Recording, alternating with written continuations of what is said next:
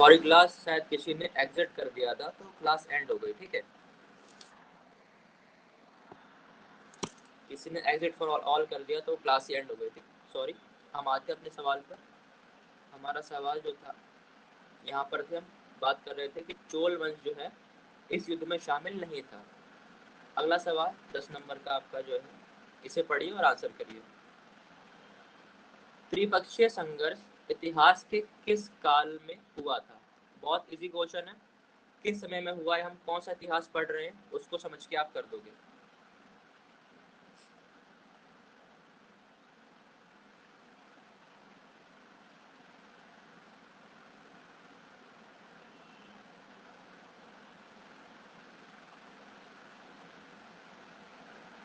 Answer कर दिया है, देखते हैं। संध्या का आंसर आ गया है, दोनों ने ए बताया है।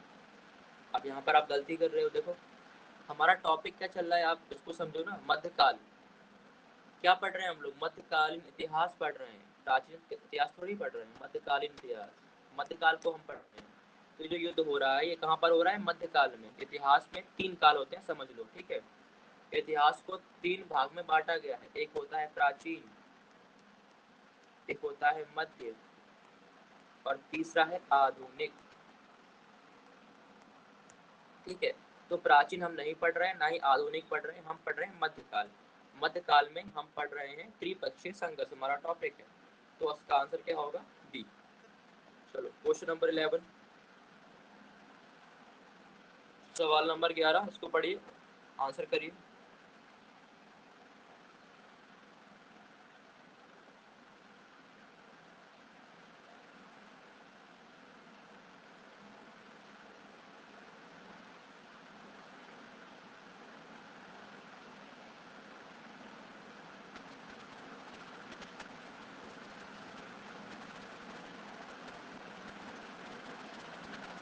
ठीक है, दोनों का आंसर आ चुका है। देखते हैं किसका सही निकलता है। सवाल पूछा गया है यहाँ पर कि प्रतिहार शासक वत्सराज, प्रतिहारों का राजा वत्सराज किस राजवंश के समकालीन थे? यानी किस समय, इनके ही समय में और कौन सा राजवंश था जिसने त्रिपक्षीय संघर्ष में भाग लिया? यानी एक तरफ से आपके कौन था? वत्सराज। तो उसी समय पर दूसरी ओर से कौन था जिसने इससे युद्ध किया? ठीक है, तो यहाँ पर बहुत इजी हो गया सवाल, क्योंकि प्रतिहार दिया हुआ है और बाकी के राजा कौन थे हमें पता है कि पाल थे और राजपूत थे। इजी क्वेश्चन है, क्योंकि 3 टोटल होने चाहिए। प्रतिहार ये खुद है वत्सराज, पाल और राजपूत भी शामिल थे। इस प्रकार से 11 का सी हो जाएगा, ठीक है। अस्मिता का सही है क्वेश्चन आपका ये। चलो आगे बढ़ते हैं। क्वेश्चन नंबर 12, त्रिपक्षीय संघर्ष के दौरान पाल वंश का सबसे महत्वपूर्ण शासक कौन माना जाता है? 4 नाम दिए गए हैं, इसे बताना है कि पाल वंश का सबसे महत्वपूर्ण शासक कौन था।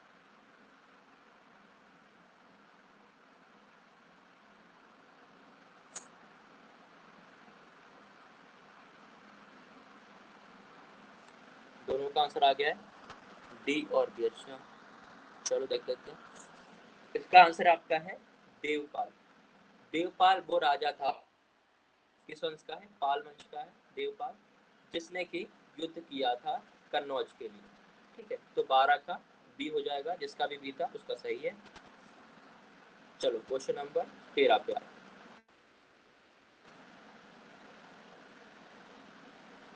पढ़िए और आंसर कीजिए आराम से। ये भी इजी क्वेश्चन है, ध्यान से पढ़ना और समझना क्या पूछ रहा है, हो जाएगा। संध्या का आंसर आ गया, अस्मिता का भी आ गया, दोनों का सी है। वेरी गुड, दोनों का आंसर सही है। क्योंकि यहाँ बात हो रही कि राजपूत राजा गोविंद द्वितीय ने किस किस को हराया था? किसको हराया था? तो पालों को हराया, प्रतिहारों को हराया, क्योंकि इन्हीं तीनों के बीच में सारा युद्ध चल ही रहा था। तो ये क्वेश्चन इजी था। अब आते हैं क्वेश्चन नंबर 14 पे। 14, चलो पढ़ो।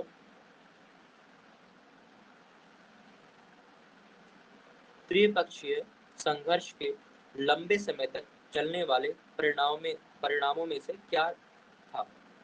यानी ये जो युद्ध हुआ इसके बाद इसके परिणाम स्वरूप क्या चीजें हुई, क्या घटना हुई?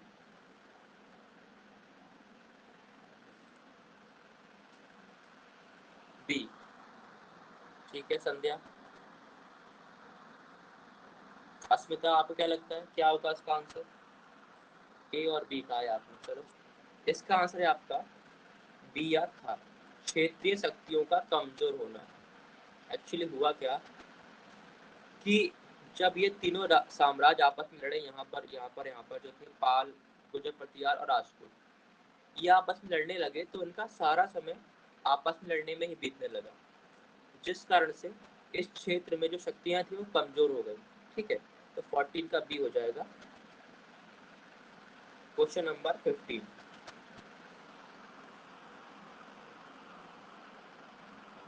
ये भी इजी क्वेश्चन है, थोड़ा दिमाग लगाना, लॉजिक लगाना तो हो जाएगा। किस ऐतिहासिक स्रोत से हमें ये पता चलता है इस युद्ध के बारे में? क्या रामायण में है, क्या महाभारत में है, या फिर अर्थशास्त्र में? संध्या का आंसर आ गया है, अस्मिता जी का भी आ गया है। ठीक है, दोनों का आंसर बिल्कुल सही है। इसका आंसर क्या होगा? विभिन्न शिलालेखों से और साहित्यिक रचनाओं से हमें इस युद्ध के बारे में जानकारी हासिल होती है। 15 का C. Very good both of you. बातें हैं 16 नंबर पे। प्रश्न नंबर 16।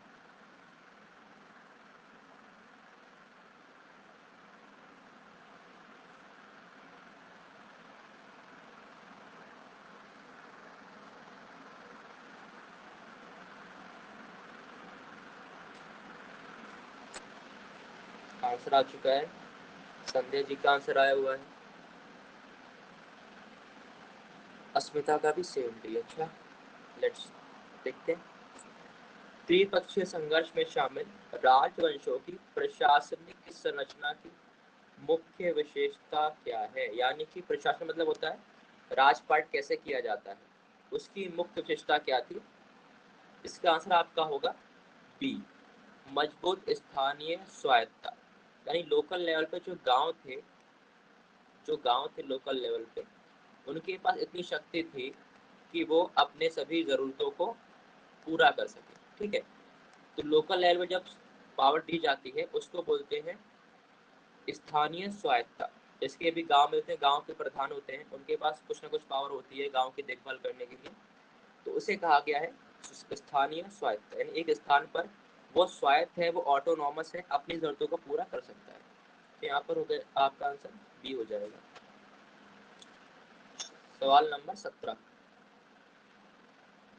त्रिपक्षीय संघर्ष के दौरान अर्थव्यवस्था का मुख्य रूप क्या था? यानी पैसा कमाने का जरिया क्या था?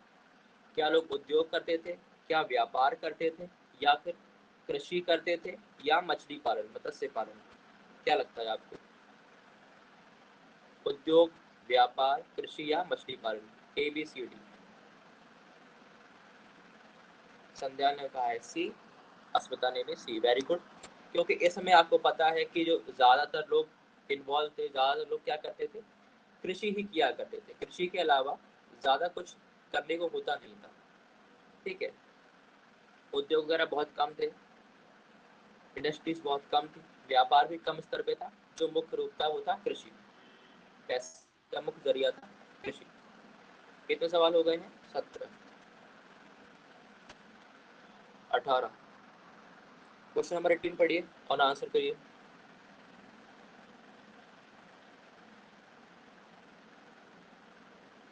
सवाल ने पूछा है कि भारतीय कला और वास्तुकला को किस प्रकार प्रभावित किया इस युद्ध में?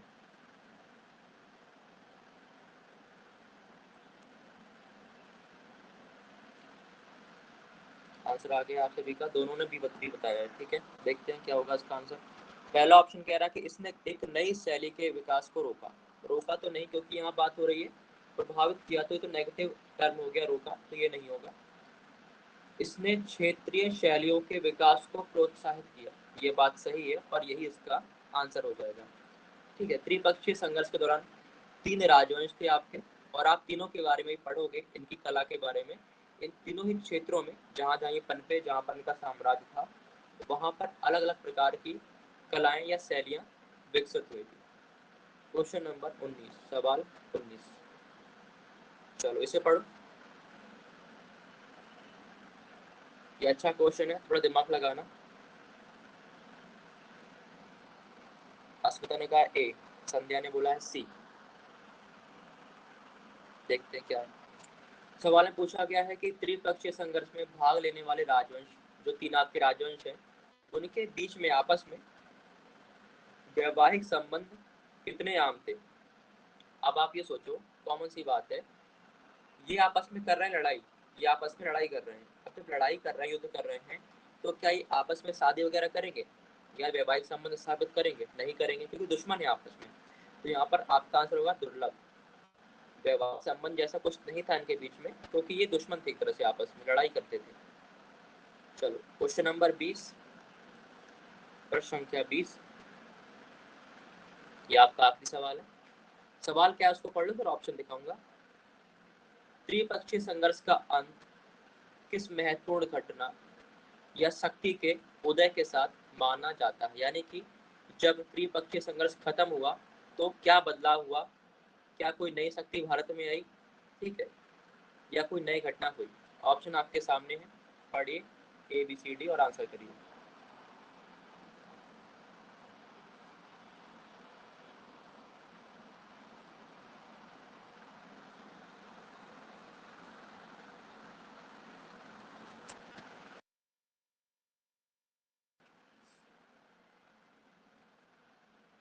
बी आंसर आया दोनों का, है ना। मुगल साम्राज्य नहीं होगा, मुगल बाद में आते हैं, दिल्ली आएंगे पहले, ठीक है, दिल्ली सल्तनत। आंसर क्या हो जाएगा ए। पहले दिल्ली वाले लोग आएंगे, जिसमें आप पढ़ेंगे कुतुबुद्दीन ऐबक को, इल्तुतमिश को, रजिया सुल्तान को। नाम सुना होगा ना रजिया सुल्तान, तो रजिया वगैरह के बारे में आप पहले दिल्ली में पढ़ेंगे। उसके बाद जब ये खत्म हो जाएंगे सभी लोग दिल्ली वाले, तब हम पहुंचेंगे मुगल साम्राज्य के पास। इस प्रकार से 20 MCQ करे हैं और इनके आंसर भी इसी PDF में दिए हैं नीचे, ठीक है। तो आपको इसको सेव कर लेना है अपने फ़ोन में, जहाँ भी आप पढ़ाई करते हैं। तो ये अभी अपलोड कर दी जाएगी, जैसे ही मैं इसको सेव करूँगा यहाँ पर सेव हो जाएगी। कहाँ पर मिलेगी आपको ये? तो आप जब जाएंगे इस ऐप में मटेरियल के सेक्शन में, तो वहाँ पर आपको ये PDF दिख जाएगी, ठीक है। इसको डाउनलोड कर लीजिएगा। इसे मैं सेव कर दे रहा हूँ, फिर आगे बढ़ते हैं हम लोग।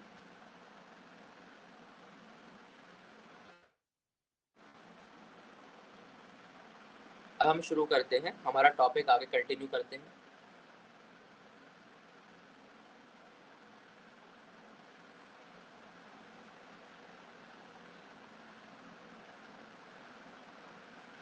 ठीक है, यहाँ से हमें शुरू करना है, क्योंकि हमारा जो टॉपिक था पहले तीन राजवंशों के बारे में, वो हमने पढ़ लिया है। अब उसके आगे हमें ये जानना होगा कि किस प्रकार से इन तीनों साम्राज्य में जीवन था, किस प्रकार वहाँ का प्रशासन था, कैसे राजा राज किया करता था, क्या क्या खासियत थी, कला और संस्कृति कैसी थी वो समाज में। वो आपके मेंस के लिए इम्पोर्टेंट है, ठीक है। और प्री के लिए जो इम्पोर्टेंट होगा वो मैं आपको बताता जाऊँगा कि ये प्री के लिए इम्पोर्टेंट है। अब हम शुरू करते हैं। सबसे पहले कन्नौज का महत्व समझते हैं। आखिर कन्नौज के लिए युद्ध क्यों हो रहा था? कुछ ना कुछ खास बात होगी कन्नौज में, कि तीन बड़े राजवंश उस समय के आपस में युद्ध करते हैं खाली कन्नौज पर कब्जा करने के लिए। तो सबसे पहले मैं आपको कुछ बता दूं इतिहास में। प्राचीन इतिहास में जो कन्नौज थी, इस पर शासन किया हर्षवर्धन ने। हर्षवर्धन यहाँ के क्या थे? राजा थे, ठीक है। तो कन्नौज पर राज किसका था? हर्षवर्धन का। लेकिन हर्ष, जैसे ही हर्ष की मृत्यु हो गई, हर्ष की डेथ हुई, मृत्यु हुई, उसके बाद कन्नौज के आसपास क्षेत्र में कोई बड़ी शक्ति नहीं थी जो उस एरिया पर कब्जा करे। तो उस समय पर क्या हुआ, इन तीन बड़ी शक्तियों ने, किस किस ने? पाल, प्रतिहार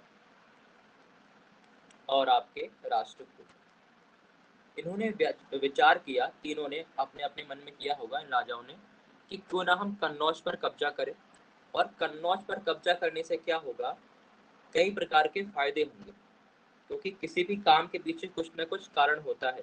यदि हम पढ़ाई करते हैं तो उसके पीछे भी हमारा एक क्या है? एम है, एक उद्देश्य है कि हमको अधिकारी बनना है, सरकारी जॉब लेनी है, ठीक है। उसी प्रकार से यहाँ पर कन्नौज पर कब्जा करने के लिए इनके पास बहुत सारे उद्देश्य थे जो ये पूरा करना चाहते थे। अब उसको समझते हैं क्या क्या चीज़ें हैं देखिए। सबसे पहले ये जो शहर है कन्नौज, ये आपका पड़ता है उत्तर प्रदेश में। कहाँ पर है ये आपको पता होना चाहिए, उत्तर प्रदेश में है। ठीक है, यहाँ लिखा देखिए सामरिक लाभों। अब ये सामरिक लाभ क्या उसको समझते हैं, एक मिनट। इस शहर के सामरिक लाभों के प्राचीन काल में इसे महत्वपूर्ण स्थान बनाया था। सामरिक लाभ का मतलब क्या होता है, किसी भी जगह की ऐसी स्थिति या ऐसी पोजीशन जिसके द्वारा उसके अपने आप कुछ ना कुछ महत्वपूर्ण लाभ हो। जैसे कि कन्नौज हमारा यदि हम बनाए, ये आपका उत्तर भारत का क्षेत्र है। जैसे अभी आप दिल्ली समझते हैं, ये आप एक पेन लेना पड़ेगा इसके लिए। इस प्रकार से दिए आपका राजस्थान का एरिया, गुजरात, ठीक है, और ये दक्षिण भारत, और इस प्रकार से आपका ये यहाँ पर बांग्लादेश वगैरह है। तो जो उत्तर भारत है हमारा, वहाँ पर कहीं आपका ये कन्नौज पड़ेगा। तो इस समय पर क्या था कि कन्नौज को जो कब्जा कर लेगा, जो कन्नौज पर शासन करेगा, वो पूरे उत्तर भारत पर कब्जा कर लेगा। यानी एक तरह से सेंटर था, केंद्र था। जैसे कि अभी हमारी राजधानी क्या है, दिल्ली है। दिल्ली सारा प्रशासन देखा जाता है। उसी प्रकार से इस काल में, मध्यकाल में, कन्नौज एक ऐसा क्षेत्र था जिस पर जिस राजा का कब्जा हो, जिस राज्य से कब्जा हो, अल्टीमेटली वो ही क्या करेगा, पूरे उत्तर भारत पर राज करेगा, कब्जा करेगा। ठीक है, ये हो गया सामरिक लाभ, क्योंकि उसकी लोकेशन ही ऐसी है, उस क्षेत्र की स्थिति ऐसी होने के कारण उसके अपने आप में कुछ लाभ हो जाते हैं। अगली बात यहाँ पर लिखी हुई है, उसको समझते हैं। ये शहर गंगा के किनारे है। अब गंगा के किनारे से क्या मतलब है, इसका क्या फायदा है, देखिए। इस समय पर मध्यकाल में उद्योग तो है नहीं ज्यादा, व्यापार वगैरह कम है। मुख्य जो आय का स्रोत है, पैसा कमाने का जरिया है, वो क्या है, किसानी है, खेती। अब आपको खेती करनी है तो उसके लिए आपको जमीन चाहिए अच्छी उपजाऊ। जितनी उपजाऊ जमीन होगी उतनी बेहतर आप खेती कर पाएंगे और इतना ही लाभ कमा पाएंगे। तो कन्नौज गंगा के किनारे है, गंगा का पानी यहाँ पर होगा। इससे क्या होगा, ये पूरे जो क्षेत्र है काफी उपजाऊ होगा, जिस कारण से यहाँ पर हम खेती के द्वारा लाभ कमा सकते हैं। तो दूसरा ये महत्व हो गया कन्नौज का। तीसरी बात क्या है, यह क्षेत्र उस समय वाणिज्य और संचार का राजमार्ग था। यानी किसी भी व्यक्ति को यदि व्यापार करने उत्तर भारत में जाना है, दक्षिण से, यहाँ से कोई जाएगा दक्षिण उत्तर की तरफ, दक्षिण से, तो उसको कन्नौज से होकर ही गुजरना होता था। ये एक तरह से रास्ता था, राजमार्ग था। जैसे आप हाईवे देखते हैं तो हाईवे कहीं ना कहीं से गुजरते हैं, तो उसी प्रकार से इस समय यदि आपको व्यापार करना है उत्तर भारत में, तो आपको कन्नौज से होकर गुजरना पड़ेगा। अब मान लीजिए आप कहीं व्यापार करने कन्नौज से होकर जाएंगे तो आपका टैक्स भी लगेगा। अभी आप गाड़ी से जाओगे हाईवे पर तो टोल देना पड़ता है। तो ऐसे ही मध्यकाल में भी यहाँ पर टैक्स लगता था। तो जिसका यहाँ पर शासन होगा उस राजा को फायदा होगा, वो टैक्स लेगा, पैसे कमाएगा, जो भी यहाँ से गुजरेगा यात्री उससे। ये हुआ तीसरा फायदा। चौथा फायदा क्या है उसको देखते हैं। हर्षवर्धन का साम्राज्य पूर्व में यहाँ से चलता था। यानी पहले प्राचीन समय में राजा हर्ष का साम्राज्य यहीं से चलता था, इसकी राजधानी थी ये। इसलिए कन्नौज पर जिसका भी अधिकार रहेगा वो पूरे उत्तर भारत पर राजनीतिक अधिकार जता सकता था। ये मैंने आपको पहले समझाया था कि जो इस क्षेत्र पे कब्जा करेगा वो कहीं ना कहीं पूरे उत्तर भारत पर, पूरे क्षेत्र पर कब्जा कर लेगा और एक बड़ी शक्ति बन जाएगा। तो ये कन्नौज का महत्व है। अब ये मेंस के लिए इंपॉर्टेंट है, यदि कभी लिखने को आ जाए तो कन्नौज का महत्व क्या है, त्रिपक्षीय संघर्ष क्यों हुआ, आप वहां पर इसको लिख पाएंगे 4 पॉइंट। ठीक है, समझ में आ गया संध्या, कोई डाउट तो नहीं है, बताइए, यस और नो लिख के बताइए समझ में आ गया है, फिर आगे बढ़े।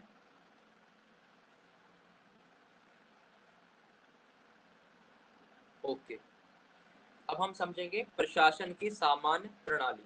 अब ये क्या चीज़ समझते हैं पहले। देखिए, प्रशासन का मतलब क्या उसको समझो।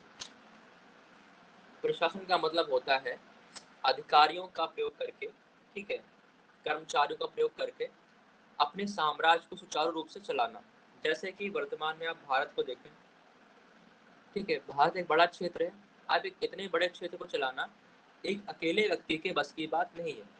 ठीक है, क्योंकि हर जगह पर अलग अलग प्रकार की परेशानी है, लोगों में भिन्नताएं हैं, समाज में भिन्नताएं हैं। ठीक है, तो एक अकेला व्यक्ति पूरे देश को नहीं चला सकता। इसलिए हमने क्या किया, भारत को कई राज्यों में बांटा हुआ है। ठीक है भाई, भारत में 28 राज्य हैं अपने, और प्रत्येक राज्य में एक सीएम होता है। तो सीएम क्या करते हैं, उस राज्य को सुचारू ढंग से देख पाते हैं। इसी प्रकार मध्यकाल में जो राजा होते थे, राजा अपने पूरे साम्राज्य को कई हिस्सों में बांट देते थे। मान लीजिए राजा का ये क्षेत्र है इतना बड़ा, ठीक है, साम्राज्य है, इसको क्या किया गया, कई क्षेत्रों में बांट दिया गया। क्यों बांटा गया, जिससे पूरे साम्राज्य को सुचारू ढंग से चलाया जा सके। और हर जगह आपने एक अधिकारी की नियुक्ति कर दी जो कि यहाँ पर इस क्षेत्र को संभालेगा। इससे क्या होगा, पूरे साम्राज्य का जो देख रेख है वो आसानी से हो जाएगा। तो ये होता है प्रशासन की प्रणाली। अब इसमें क्या होगा, पूरे राज्य को हम नए नए भागों में बांटेंगे, उसका नाम होगा। जैसे हमारे में क्या है, राज्य है, राज्य से छोटे क्या होते हैं, जिले, जिला होता है। उसके भी आप जाएंगे तो ब्लॉक मिलेगा, फिर आपको तहसील, फिर गांव। इस प्रकार से क्या होता है, डिवीजन होता है, क्षेत्रों का विभाजन होता है। उसे आप अभी यहाँ समझेंगे। ठीक है, इतना समझ में आ गया है क्या होता है प्रशासन, बताइए, क्लियर हो गया है?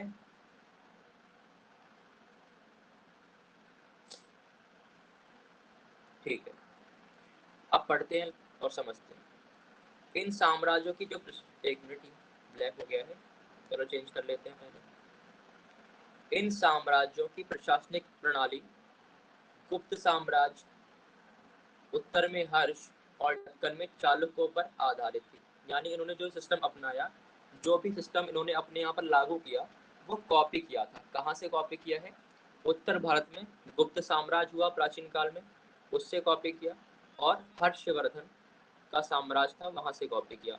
और दक्कन में, दक्कन का क्षेत्र कौन सा होता है आपका, महाराष्ट्र वाला, कर्नाटक वाला क्षेत्र जो है दक्कन बोलते हैं, वहां पे चालुक्य वंश थे, उनका जो सिस्टम था उसको कॉपी किया है। तो यानी दूसरों का सिस्टम कहीं ना कहीं कॉपी किया है कि कैसे प्रशासन को चलाना है। अब समझते हैं राजा की स्थिति। सम्राट या राजा, आखिर राजा के पास क्या शक्ति थी, किस प्रकार से वो काम करता था, उसके दरबार की क्या खासियत थी, उसको समझते हैं। देखिए इस समय पर जो राजा है, अच्छा एक बात और बताऊं आपको मैं, ये जो हम सारी चीजें पढ़ेंगे प्रशासन के बारे में, कला के बारे में, हम तीनों राजवंश का एक ही बार में कवर कर रहे हैं। ठीक है, पाल, प्रतिहार और राष्ट्रकूट तीनों का इसी में कवर है। अलग से कोई हेडिंग नहीं पड़ी होगी, क्योंकि तीनों ही साम्राज्य में जो प्रशासन है वो समान होगा। राजा, जो राजा थे, किंग थे, वो अलग अलग थे, तो उनको अलग अलग नाम से पढ़ा है हमने। लेकिन यहाँ पर जो प्रशासन होगा, कला संस्कृति होगा, लगभग एक समान होगा, क्योंकि एक ही समय के राजवंश है। इसलिए हम जो भी पढ़ेंगे वो तीनों पर कॉमन अप्लाई होगा। जैसे यहाँ पर आप राजा के बारे में पढ़ोगे तो आप ये बातें तीनों साम्राज्य में अप्लाई कर सकते हो कि तीनों साम्राज्य में ऐसा रहा होगा। क्लियर? आप शुरू करते हैं राजा के बारे में। समस्त शक्ति किसके पास थी, राजा के पास, क्योंकि राजा जो है सर्वोच्च पद है, सबसे ऊंचा पद है साम्राज्य का, वो है राजा। राजा के पास सभी सारी चीजें हैं, समस्त शक्तियां। क्या, प्रशासक की शक्ति, सेनापति की शक्ति, ये दोनों थी। इसके पास भव्य दरबार था जिसमें ये बैठता था। ठीक है, और इसके प्रांगण में, यानी आगे जो एरिया होता है, महल के आगे का एरिया, प्रांगण में पैदल सेना और घुड़सवार सेना हमेशा वहां पर खड़े रहते थे। उसके बाद जब जब कोई युद्ध होता था और राजा जीत जाता था, तो राजा के सामने जो हारे हुए लोग हैं, युद्ध में पकड़े गए लोग जो हैं, उनको हाथियों पर और घोड़ों पर बैठाकर परेड कराई जाती थी। ठीक है, उनका टॉर्चर किया जा रहा था एक तरह से। उसके बाद राजा के साथ एक व्यक्ति होता था, उसका नाम था कोषाध्यक्ष। अब इसका काम क्या होता था, राजा के जो प्रतीक होते हैं, जो सिंबल होते हैं, जैसे कि आपने देखा होगा सूर्यवंशी राजा, अब सूर्यवंशी राजाओं के पास उनका मुकुट, उनके मुकुट में सूर्य बना होगा। और इसी प्रकार आप देखेंगे चंद्रवंशी राजा, तो उनके मुकुट में क्या बना होगा, चंद्र बना होगा। तो हर वंश के राजाओं का कुछ ना कुछ एक सिंबल हुआ करता था, किसी का मछली, किसी का तलवार, किसी का भाला, इस प्रकार से। तो ये क्या है, राजाओं के प्रतीक है, उनका सिंबल है, उसको अपने साथ रखता था।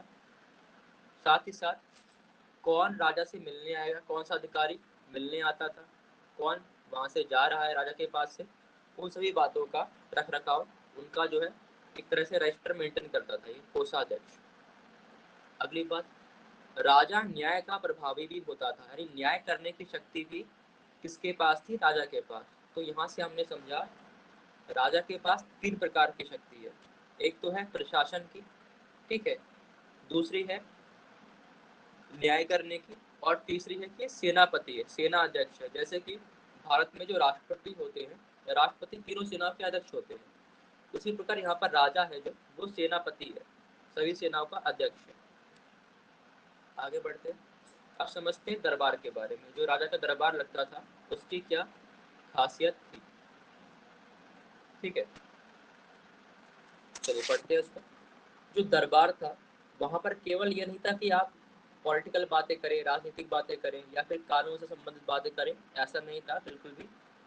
दरबार में साथ ही साथ सांस्कृतिक जीवन भी दिखता था। इसका क्या मतलब है? इसका मतलब है कि दरबार में अन्य चीजें भी होती थी, जैसे कि नृत्य, गायन, शायरियाँ हो गई, कविता पाठ हो गया, ये सारी चीजें दरबार में होती थी। यानी यदि आपका प्री में सवाल बन जाए स्टेटमेंट कि त्रिपक्षीय संघर्ष के दौरान जो साम्राज्य थे उनके दरबार में केवल कानूनी मामलों पर चर्चा होती थी, ये स्टेटमेंट बिल्कुल ही गलत है। क्योंकि सिर्फ कानूनी मामले नहीं, साथ ही साथ वहाँ पर नृत्य, गायन, अन्य चीज़ें जो सांस्कृतिक कार्यक्रम होते हैं वो सारी चीज़ें वहाँ पर हुआ करती थी। उसके बाद आगे बढ़ते हैं। राजा वंशानुगत होते थे, इसका क्या मतलब है इसको समझ लेते हैं पहले। वंशानुगत का मतलब लिख लेते हैं, ठीक है। वंशानुगत यानी एक ही वंश में, जैसे कि राजा के बाद राजा की मृत्यु हो जाएगी तो क्या होगा, उसी के वंश का जो बड़ा बेटा होगा वो बनेगा राजा। ये कॉमन सी बात है, आप जानते होंगे इस बारे में, ठीक है। लेकिन यहाँ पर क्या नई बात है कि हमेशा ऐसा नहीं होता था। इस समय काल में ये बात तो सही कि राजा का पद वंशानुगत है, राजा के बाद उसका बेटा राजा बनेगा, लेकिन हमेशा ये चीज सत्य नहीं थी। कई बार ये भी देखा गया है कि जो बड़ा बेटा है वो उस लायक नहीं है कि राजा बन सके, तो उसमें वो क्वालिटीज नहीं है कि वो राजा बन सके। तो उसके बाद जो अन्य पुत्र है, अन्य पसंदीदा पुत्र, उनको भी कभी कभी शासक के रूप में हम चुन सकते थे। अब यहाँ सवाल कैसे बनेगा, आपके सामने सवाल आएगा कथन के रूप में कि पाल साम्राज्य में, क्योंकि हम तीनों साम्राज्य की बात कर रहे हैं तो कुछ भी लिख के आ सकता है, पाल, प्रतिहार या राजपूत, सब में समान ही बात है। कथन आएगा पाल साम्राज्य में राजा का पद वंशानुगत था और ये प्रक्रिया बहुत जटिल थी, यानी कि बड़ा बेटा ही हमेशा राजा बनेगा। तो ये कथन गलत हो गया, ठीक है, क्योंकि ऐसा नहीं होता था। कई बार बड़ा बेटा ना होकर छोटे बेटे भी राजा बनते थे। उसके बाद हम देखते हैं आगे, युवराज कहाँ रहेंगे? युवराज राजभवन में रहेंगे, ठीक है, और प्रशासनिक कार्यों में सहायता करते थे। कुछ अवसरों पर राजा के दरबार की स्त्रियां भी दरबार में जाती थी, और कई लेखों के अनुसार यही बताया गया कि वे अपना मुंह नहीं ढकती थी। इससे ये बात क्लियर होती है कि महिलाओं की स्थिति काफ़ी अच्छी थी, ठीक है, उनको सम्मान दिया जा रहा है समाज में अभी। उसके बाद जो राजा था उसने कई प्रकार की उपाधियां धारण की, जैसे कि राजा महाराजधिराज, परम भट्टारक, और इसके अलावा और भी हैं चक्रवर्ती। ये सभी राजाओं ने अपने आप को क्या दी है? उपाधियां दी। अब पढ़ते हैं प्रशासन के बारे में। ये तो समझा हमने राजाओं के बारे में, उनके दरबार के बारे में। अब हम पढ़ेंगे प्रशासन किस प्रकार से चलता था, ठीक है। चलो आगे बढ़ते हैं। राजकुमारों को ज्यादातर प्रांतीय राज्यपालों के रूप में नियुक्त किया गया था। इसका क्या अर्थ है? जो राजकुमार हैं आगे चल के राजा बनेंगे, लेकिन राजा बनने के लिए उनके पास कुछ अनुभव भी होना चाहिए कि राजा बनना अपने आप में एक बहुत बड़ी जिम्मेदारी है। तो राजा आप तब बन पाएंगे जब आपके पास अनुभव हो कि हमें प्रशासन कैसे करना है, राज को संभालना कैसे है। उसके लिए आप क्या करेंगे, जो राजा होते थे वो अपने बच्चों को, अपने बेटों को, राजकुमारों को प्रांतों में राजपाल के रूप में नियुक्त करते थे, जिससे कि वहां पर वो सीख सके प्रशासन कैसे करना है। कुछ दुर्लभ मामलों में राजकुमारियों को भी सरकारी पदों पर नियुक्त किया गया था। ये बात इंपॉर्टेंट है प्री के लिए। कथन बन के आएगा कि पाल साम्राज्य में, प्रतिहार साम्राज्य में केवल राजकुमारों को ही उच्च पद पर नियुक्त किया गया था। ये कथन गलत है, क्योंकि महिलाओं को भी, राजकुमारियों को भी उच्च पद दिए गए थे। उसके बाद यहाँ पर उदाहरण दिया गया है। इस बात का उदाहरण क्या है? एक राष्ट्रकूट राजकुमारी, जिसका नाम क्या है? चंद्रबाला। ठीक है, अमोघ वर्ष की बेटी थी और इसको रायचूर दोआब का क्षेत्र दिया गया था उसको संभालने के लिए। अगली बात करते हैं। राजाओं को आमतौर पर ऐसे मंत्रियों द्वारा सलाह दी जाती थी जिन्हें प्रमुख परिवारों से चुना जाता था और जिनके पद वंशानुगत थे। इसका क्या मतलब है? जो राजा था उसको सलाह देने के लिए कई मंत्री हुआ करते थे, और जो मंत्री हैं उनका चुनाव किया जाता था कहाँ से? प्रमुख परिवारों से, यानी जो कुलीन परिवार है, एलाइट क्लास है, धनी वर्ग के जो लोग हैं उनके परिवार से हम चुनते थे। और इनके पद भी क्या है? वंशानुगत। यानी कोई व्यक्ति मंत्री बन गया एक बार, तो आगे चल के अब उसका जो बेटा होगा, उसका पुत्र होगा, वो क्या बनेगा? वो मंत्री बनेगा। ये इसका मतलब है। आगे बढ़ते हैं। पुरोहित और साहित्यिक अधिकारियों के अलावा, ठीक है, दो अधिकारियों की बात हो रही है, पुरोहित और साहित्यिक अधिकारी। पुरोहित कौन होता है? जो पूजा पाठ करता है, यज्ञ करता है, किसके लिए? राजा के लिए। ठीक है।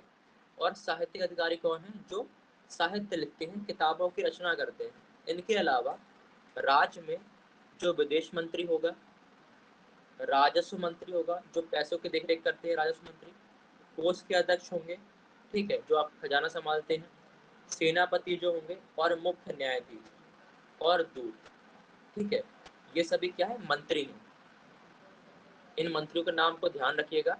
कौन कौन से मंत्री होते थे, किस प्रकार के? एक पुरोहित, पंडित हो गया आपका, दूसरा साहित्यिक अधिकारी, बाकी विदेश मंत्री, राजस्व, कोषाध्यक्ष, सेनापति, मुख्य न्यायाधीश और दूत। अब यहाँ पर सवाल बनता है कि इनमें से कितने लोग युद्ध पर जाया करते थे राजा के साथ?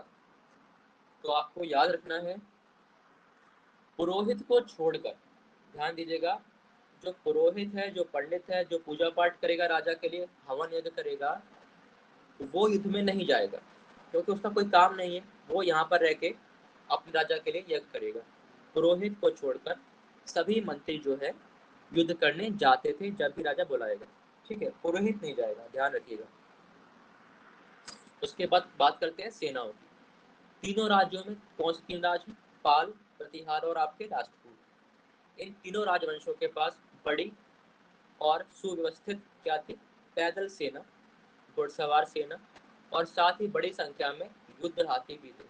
यानी तीन प्रकार की सेना सबके पास थी: पैदल सेना, घुड़सवार सेना और हाथियों की सेना। ये तीनों साम्राज्य में तीन प्रकार की सेनाएं हमें देखने को मिलती है।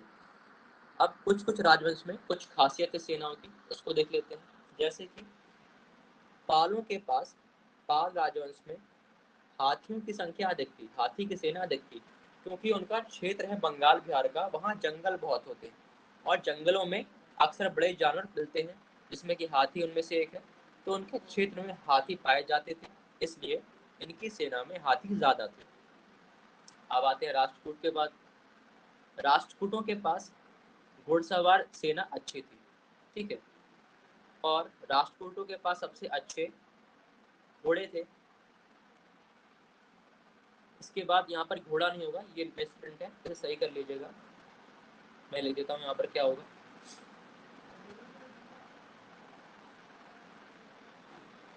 यहाँ पर आपका होगा किले, सबसे अच्छे और जिनके किले होंगे, ठीक है, किले। यहाँ पर इनके पास बहुत से किले भी थे। आगे बढ़ते हैं। जो पैदल सेना थी वो नियमित और अनियमित दोनों थी। अब इसका अर्थ क्या होता है, इसको समझ लीजिए। दो शब्द यहाँ पर है, नियमित और अनियमित। यानी कि जब राजा बुलाएगा तो जो नियमित सेना है वो हमेशा तैयार रहती है, अनियमित सेना तैयार नहीं रहती, वो तैयार करना पड़ता है उसको, ठीक है। यानी भाड़े के किराए के जो सैनिक होते हैं उनको बोलेंगे हम अनियमित सेना। नियमित क्या है? जिसको पगार मिलती है नियम से, वो उनकी जो है नियुक्ति की गई है सेना के रूप में। अनियमित कौन है? जो किराए पर आएंगे लड़ने के लिए, ठीक है। आत्मरक्षक राजा के पास थे, बॉडीगार्ड थे, इनकी वफादारी बनी रहती है, तो सिंपल बात है, वफादार होंगे अपने राजा के प्रति, नहीं मारे जाएंगे। उसके बाद आते हैं राजाओं और सामंतों के रूप में जाने वाले उनके जागीरदारों के बीच युद्ध आम था। यानी कि राजा और उनके जो सामंत लोग थे उनके बीच में युद्ध अक्सर होता था। अब सामंत कौन होते हैं, ये सवाल बनता है कि सामंत कौन है। इसको समझ लेते हैं। सामंत,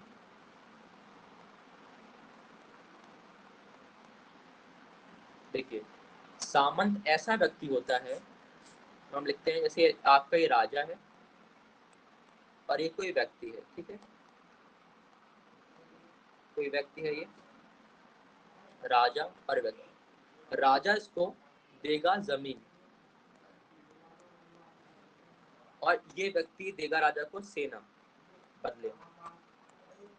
तो जो व्यक्ति क्या करता है, जमीन लेता है राजा से सैलरी के रूप में। कई बार क्या होता है, राजा की जो स्थिति है कमजोर हो जाती है, उसके पास नगद सैलरी देने के लिए पैसा नहीं होता, तो राजा के पास जमीन होती है कई सारी, तो राजा अपनी जमीन को दे देते हैं व्यक्ति को जो भी उनके अंडर में काम करता है, ठीक है।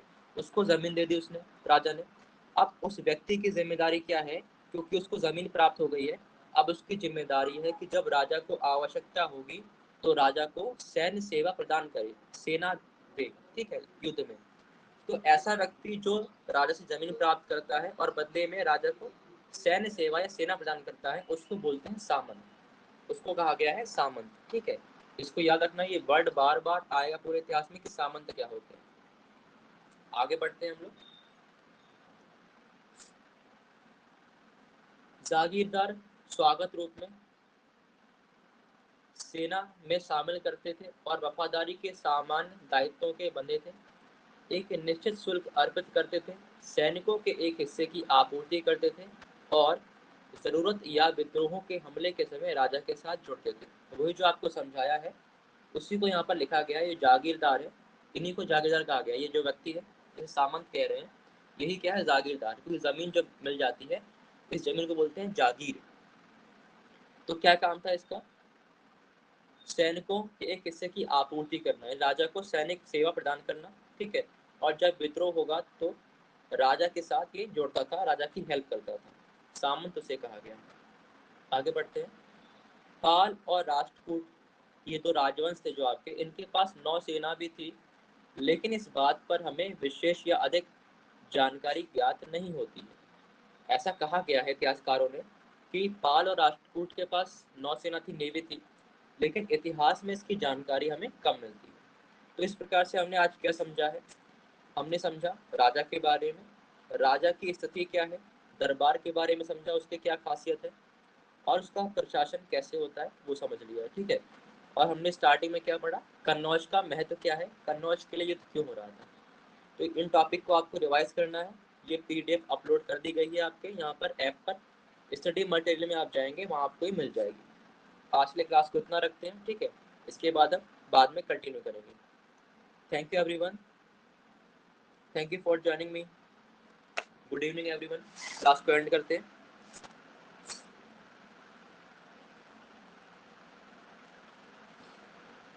कोई डाउट तो नहीं है आपको? संध्या क्लियर हो गया है? यदि क्लियर है सब कुछ तो यस लिखिए, फिर क्लास को एंड करते हैं। कोई भी डाउट किसी प्रकार का तो नहीं? ठीक है, चलिए फिर बाद अब मंडे को मुलाकात होगी नए टॉपिक के साथ। क्लास को एंड करते हैं।